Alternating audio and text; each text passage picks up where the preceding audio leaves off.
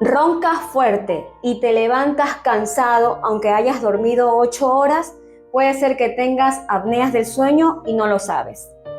Este es el tratamiento que puede salvarte la vida. El CPAP reduce las apneas, mejora tu respiración, mejora tu oxigenación, ayuda a tu corazón. Y si tienes problemas respiratorios más serios, el BiPAP te ayuda a respirar mejor. Pacientes con miastenia gravis, pacientes con EPOC, con hipoventilación y pacientes con apneas centrales. Dormir bien no es un lujo, es salud.